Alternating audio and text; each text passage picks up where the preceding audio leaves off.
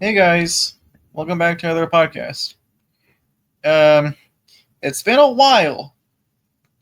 I'm not going to say the reasons why. No, me and Duke didn't have a fallout. I'm not, but no, we're not going to explain what happened. We're not. It's too personal. But what matters is that we're back, and today we're going to be reading DVD Disney's review on Bug's Life.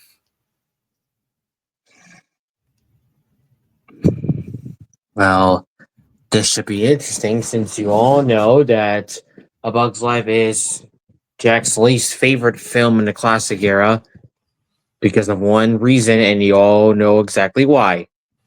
But yeah.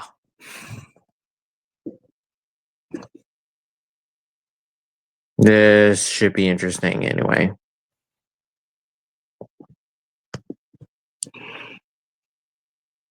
All right. First things first. All right. Without further ado, let's get started. A Bug's Life was the first of Pixar's computer animated movies to come out after their 1995 smash hit Toy Story, and has always unfairly lived in that film's shadow. These days, Pixar is usually referred to as creators of Toy Story, Monsters Inc., and Finding Nemo, but A Bug's Life is overlooked. Does the film deserve the somewhat inferior treatment? Not at all, as it stands as one of Pixar's best films and one of the best examples of animated storytelling ever.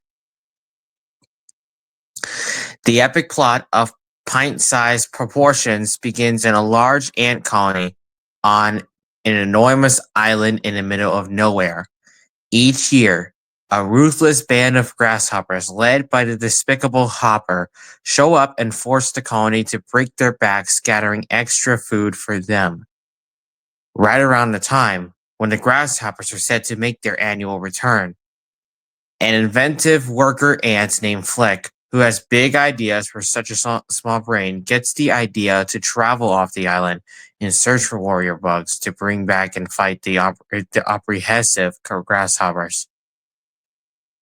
The Queen and Princess Zada, eager to get rid of Flick due to his knack for ruining everything with his crazy inventions, allow him to leave the island and carry out his search.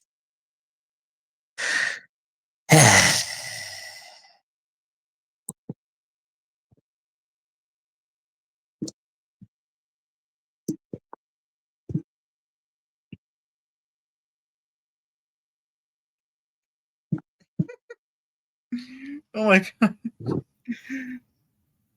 While away, Flick mistakes a group of insects from the circus to be the warriors he's searching for after they coincidentally win a bug bar brawl. Once he brings them back to the colony, he only then discovers that they are not all he hoped to be. However, with a little ingenuity and imagination, Flick inspires the entire colony to believe in themselves and stand up against Hopper once and for all. Akin to the tale of the Seven Samurai, A Bug's Life is about as close to perfect as can be. The way it tells the story is tight and concise, and the characters are all lovable. Each one has qualities that I could recognize in myself, and that's what makes their plight so great to watch. The themes and messages are of the story involve things in which everyone can relate, from dealing with responsibility to trying to make a difference. In addition, the movie features the same elements that make all the other Pixar films such treats to watch. The sly humor, the fantastic music, and a jaw-dropping gorgeous animation. Personally, it ties with Toy Story as my favorite of the Pixar films, but not to Jack, unfortunately. Right. A Bug's Life has enjoyed numerous DVD incarnations since it was originally put in the market.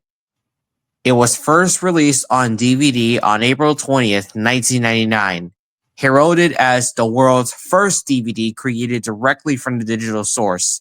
It has a basic single-disc presentation of the film, including both non-anamorphic widescreen and pan and screen versions. It only contained a few extras, the outtakes that played at the end of the film during its theatrical release, and the animated short, Jerry's Game, that also played alongside the movie theatrically. Roughly 6 months later, on November 23rd, 1999, and also just a slight 2 days before the release of Toy Story 2, the film was released in a highly superior 2-disc collector's edition. Unlike the previous release, it featured a widescreen transfer that was anamorphically enhanced for 16:9 TVs, in addition to the pan and scan version, and sported an anthill's worth of fantastical features. This edition went out of print a couple of years after its initial release. Gee, I wonder why. The following year, on August 1st, 2000, Disney saw fit to include A Bug's Life as part of its Gold Collection DVD line. The original DVD release of the film was repackaged in a new case displaying the Gold Collection banner. However, the contents just remained the same. Sounds like a boring type of release anyway. Unlike the VHS, of course. A few months later, those Bugs mugs popped up yet again on the DVD set. A Pixar DVD 3D, no, why did I say 3D? DVD 3-pack, there we go, was unleashed on October 30th, 2001 to promote Monsters, Inc. This 3-pack includes the single disc editions of Toy Story 1 and 2, and yes, A Bug's Life. Specifically, the disc is the Gold Collection reissue. The most recent and probably the last one, the last DVD release of the film occurred on May 27, 2003 to promote Finding Nemo. This time, it meant the welcome return of the excellent collector's edition, which was off the market for some time.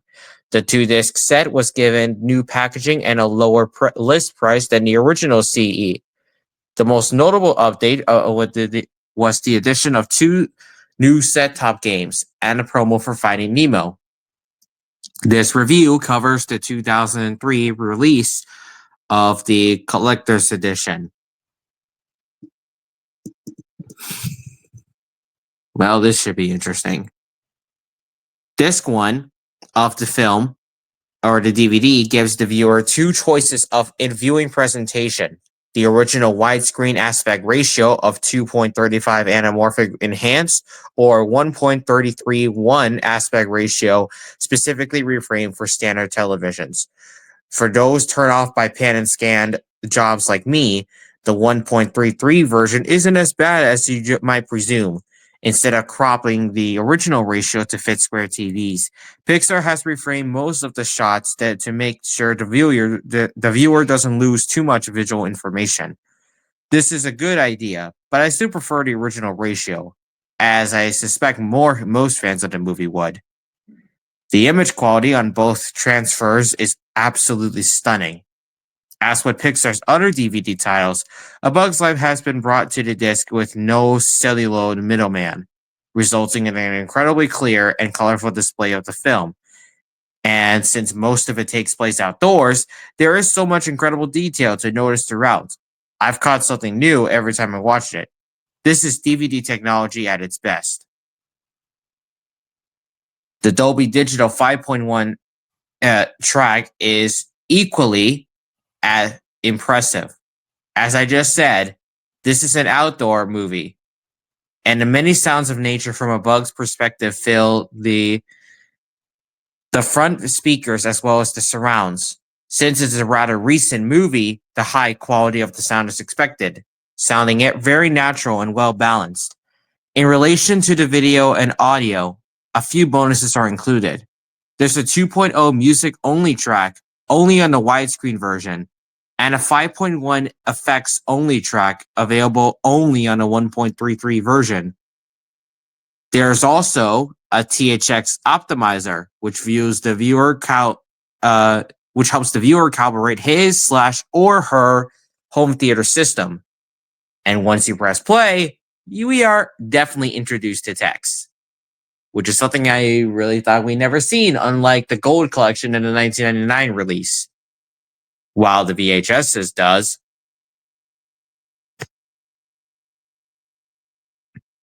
Anyway,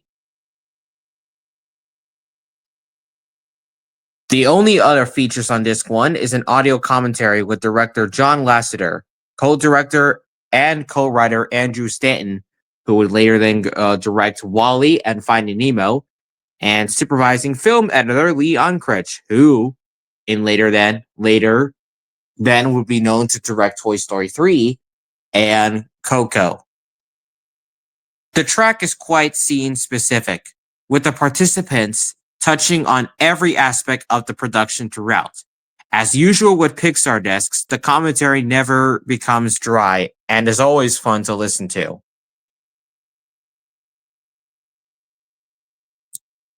First, no wait. I'm glad I stopped right there. Disc 2, yes, Disc 2, opens with a 1-minute segment with Lasseter and Stanton, who hilariously introduced this set as the Super Genius version.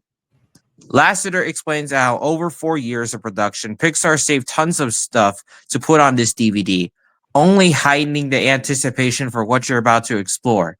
These guys give intros to features throughout the disc to give context and make jokes crackling with Pixar wit. From then on, we gain access to the material through several subsections.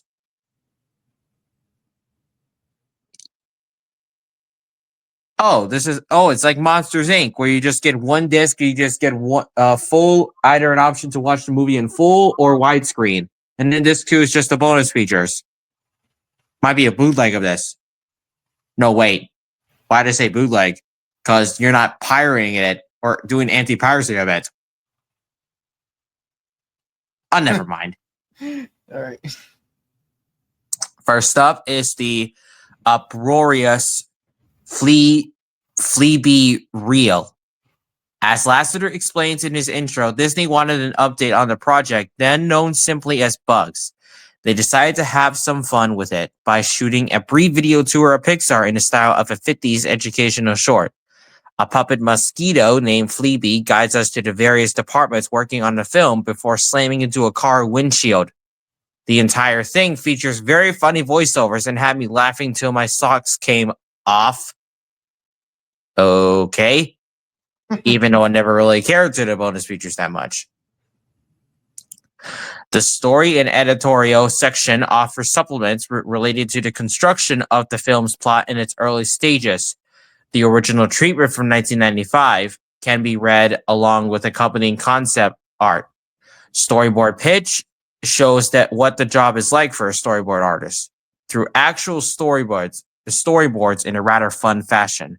A storyboard to film comparison displays the rough artwork alongside the finished film for a segment in the film featuring the cute ant Dot, who is actually voiced by young Hayden Panettiere, aka Kate from Alpha and Omega 1, and she was also known to be, if I can look up, I believe she was known to be Kirby Reed in Scream 4 as well. Oh.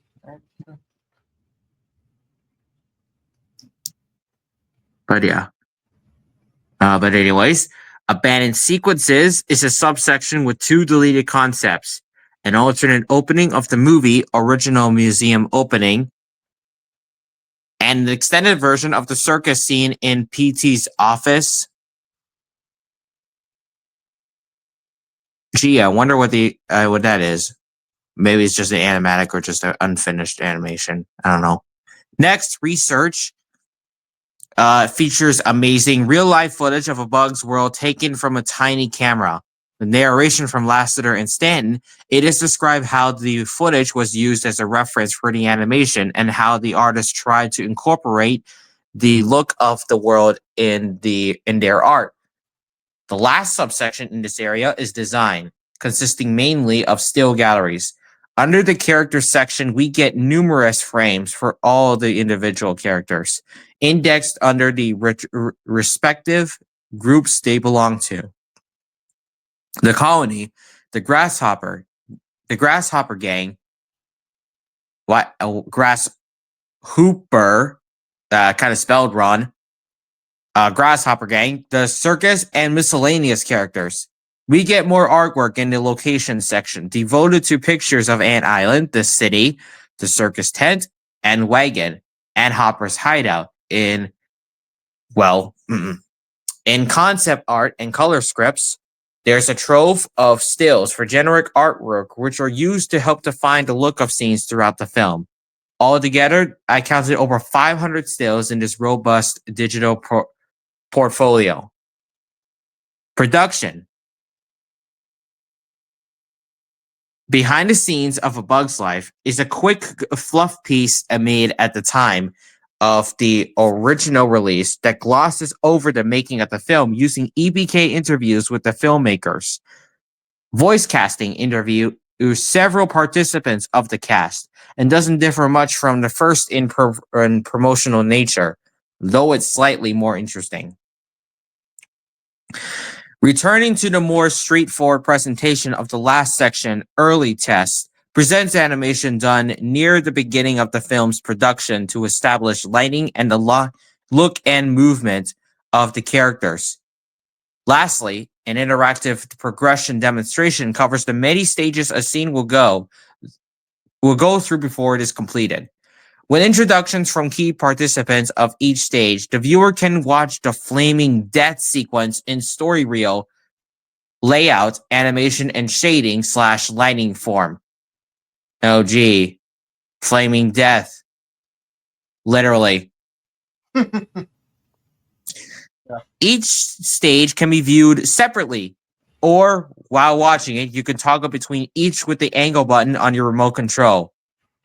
Just like the 2319 sequence from Monsters Inc. DVD. Interesting. Overall, this is the most disappointing area of this disc. What? You're just gonna call this movie disappointing too? Well, welcome to my world, or welcome to Jack's world too. I would have liked to see a longer documentary, but the rest of the material is so extensive, it's hard to complain. In between one section and the next on the main menu is sound design, a highly informative and entertaining featurette with Gary Radstrom of Skywalker Sound, who takes us through the movie chronologically from a sound designer's perspective. A Bug's Life has one of the most innovative and interesting sound mixes of all animated filmdom, and it's fascinating to discover where all the sounds came from. I hate to give any away, as I think it is a real treat to watch the segment firsthand. Within the theatrical release subsection, a still gallery of poster / ad campaign has 16 frames of the promotional artwork for the film. The funny teaser trailer and standard theatrical trailer are a welcome inclusion. Also used for promotion is a highly entertaining character interviews featuring a human film historian named Jeff Curti interviewing insect film stars Flick, Hopper, Francis, and Hamlet, brought to life with specially created animation. Video release holds 2 more features. Reframing featurette delves into how the animators reformatted the film for a 1.331 ratio for the DVD and VHS. Release. This concept is explored in more detail with reframing examples, comparing the 2.35:1 and the 1.33 ratio side by side, taken from sequences throughout the film. And here we have an entire section devoted to the outtakes that started with this film. All because of their immense popularity, continue to become a sort of Pixar tradition in theatrical releases of Toy Story 2, and sadly for the last time, Monsters Inc. To start off with, there's an end in credits outtakes featurette that interviews the filmmakers on how they came up with the idea in the first place. It has some quick clips of the voice cast doing the dialogue. Then we get access to the original outtakes, which played during the end credits of the movie when it was first released to the public. and the alternate outtakes were added 3 weeks after the first release due to the great feedback of the first batch. They depict their animated characters from the film as if they are real actors on a set, flubbing their lines, tripping, bumping into things, etc.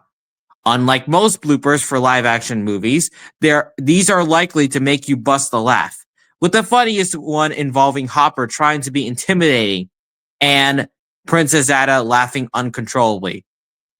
Well, my personal favorite was when Woody unexpectedly came out of nowhere. It's like, aren't you supposed to be in Andy's right now? Yeah.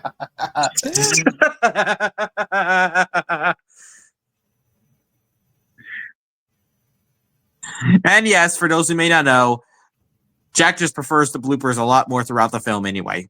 But still, I see more funnier. To me, I think I just would have loved seeing the outtakes, the original and alternate all together, just to see how hilarious they are. And they still are to this day forward. But anyway, moving right along, we have the rest of the extras that on this too, which are under no subsection. Jerry's Game, an Academy Award-winning Pixar animated short that played in front of A Bug's Life in theaters. The amusing piece focuses on an old fellow playing checkers in a city park with a surprising twist at the end. And get this, Jerry was also known to be the cleaner in Toy Story 2. I did not notice that till now. Now that we come to the bonuses that have been added since the first release of the collector's edition and are exclusive to this edition, don't get your hopes up yet. Finding Nemo, Fishy Facts, with the intent of promoting the theatrical release of what would become Pixar's biggest hit yet, is a TV spot featuring trivia about great white sharks set to Skay music and Men at Work's catchy tune Down Under. A Bug's Life offers 2 standard set-top games that take place in a garden with Hamlet the Caterpillar as our guide, voiced by the late Joe Ranft. The player can choose to play hide-and-seek with Francis the Ladybug in a tomato patch, which basically consists of a simple trivia game that asks questions about the movie. On the other hand, one could help Hamlet devour a watermelon by matching similar shapes together. This one may give you a rumbling in your tumbly. Oh, literally. Both would probably be fun for young kids, but wouldn't interest older viewers as much as the more recent Disney set-top activities. Or should I say, most Disney releases that doesn't have any set-top activities. This set boasts some of the coolest menus I've seen, with each one taking place in a different location from the film and enveloping the watcher in the sounds of the Ants Island. They have a very classy design and represent the atmosphere of the film very well. Though I gotta say, that menu screen feels like ASMR. Wait, was ASMR a thing in 2003? I don't think so. I know. I'm just making a joke out about it. While the original collector's edition came in a double-thick alpha case, this new version comes in a standard black Amory case. For the sake of being neato, the cover features a foil-printed shiny effect. Inside, there's a one-page insert with a listing of chapters and bonus materials. Not quite as nice as a thick 6-page insert from the original collector's release. When it first came out in stores, the DVD came with a cardboard slipcover featuring the same shiny effect as the Amory case. Rather useless, if you ask me. Oh, too shiny for you? However, Disney no longer manufactures the slipcover, and it's likely only available for sale without it anymore. Until the Finding Nemo slipcover came along, while the actual case doesn't come with that shiny effect. To put it simply, A Bug's Life is a phenomenal film and deserves more recognition in the Pixar canon. Unfortunately, not to Jack in his eyes, though. If you own the original collector's edition, which we don't, there's no reason to upgrade. you really wouldn't be upgrading very much since the only new stuff you get is a quick promo and an uninteresting game. However, for anyone who doesn't own the film yet or owns the one disc version, I completely recommended this set. A super B movie experience and high quality extras to boot. What more could you ask for? I got one. Why not add extra previews, opening previews before we get to the menu screen? Or for the sake of Jack, have Flick not being treated like crap for once in his life. Yeah.